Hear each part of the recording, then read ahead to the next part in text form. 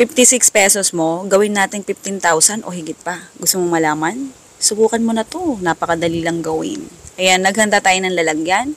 Pagkahanda ng lalagyan, maglagay tayo ng 1 cup ng all-purpose flour.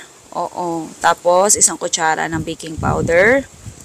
Next, 3/4 cup ng tubig. Yung tubig na nilagay ko, sakto na to ha. Huwag mo nang bawasan, huwag mo na rin dagdagan. Haluin mo lang hanggang sa lumapot yung texture. Katulad nitong nasa video natin. Ayan, ganyan dapat yung texture niya ha. Tabi mo lang, tapos handa tayo ng frying pan. Maglagay ng mantika, painitin. Pag mainit na, tsaka natin, sa bawat scoop, ayan, kalahating kutsara. Next, lutuin mo lang yan hanggang sa mag-light golden brown. As in light ha, yung namumuti na parang naninalaw na brown. Ganon. Hindi mo na kailangan paabutin yan ng as in golden brown ha. Yung nagbabrown talaga. Hindi na. Oo. Sakto na yan. Kasi pagka pinaabot pa ganun, dulutong na sobra yan.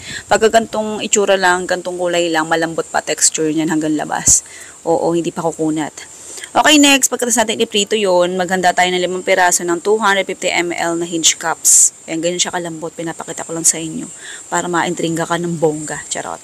Bawat serving natin, lagay ka ng 5 piraso nung niluto natin. Oo, next natin, lagay ka ng kalahating kutsara bawat serving.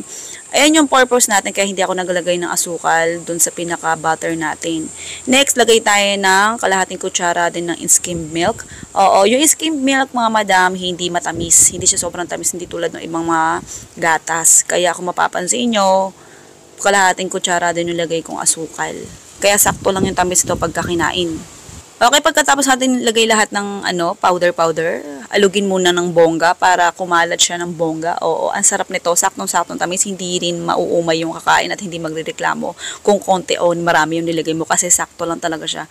Yung mga gantong lasa, saktong-sakto, lalo kapag sa street food mo ibebenta, sa tabing eskwelahan, ganyan. Oo. Bata, matanda, sigurado mabubudol mo. Charot. Hindi, masarap talaga siya, bongga.